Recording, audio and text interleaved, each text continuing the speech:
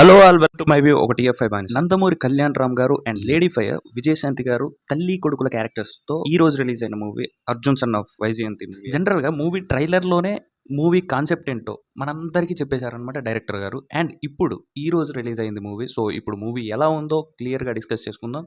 అంతకంటే ముందు మా predictions and reviews and movie translations మీకు నచ్చితే please like, comment and share our videos. Please subscribe to our channel.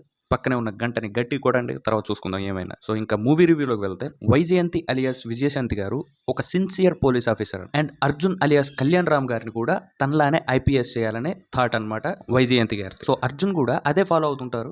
కాకపోతే ఫాదర్ చనిపోయే ఒక్క మూమెంట్లో అర్జున్ జైలుకి వెళ్లాల్సి వస్తుంది అనమాట. సో అలా తన ట్రాక్ చేంజ్ అయిపోతుంది అనమాట. ఒక కాలనీకి హెల్ప్ చేసే ప్రాసెస్లో గ్యాంగ్స్టర్ లా మారిపోతారు మన హీరో. గ్యాంగ్స్టర్ ఫర్ గుడ్ అనే రీజన్తో హెల్ప్ చేస్తూ ఉంటారు.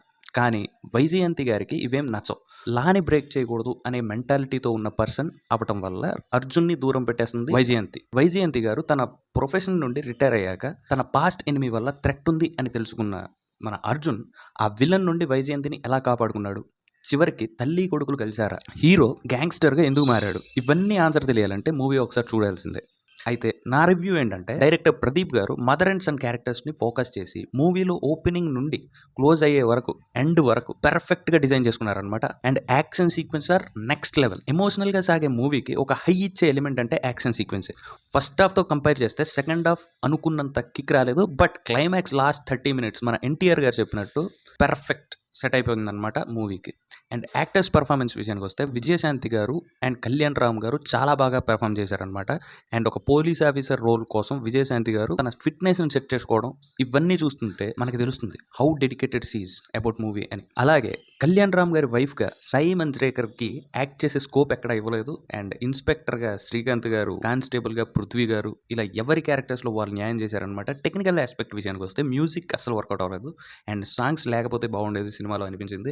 అండ్ సినిమాటోగ్రఫీ రామ్ ప్రసాద్ గారు యాక్షన్ సీక్వెన్స్ని చాలా రిచ్గా చూపించారనమాట. ఫైనల్గా మై వ్యూ ఏంటంటే, ఒక మాస్ మూవీ లవర్స్కి ఈ మూవీ యాక్షన్ సీక్వెన్సెస్ అయితే బాగా నచ్చుతాయి. అండ్ మూవీని ఒకసారి చూసేయచ్చు, హ్యాపీగా ఒకసారి చూసేయచ్చు. మీరు కూడా చూసేయండి. మా రివ్యూస్ అండ్ ప్రెడిక్షన్స్ మీకు నచ్చితే please like, comment and share our videos. అలాగే మా ఛానల్ని సబ్స్క్రైబ్ కూడా చేసుకోండి.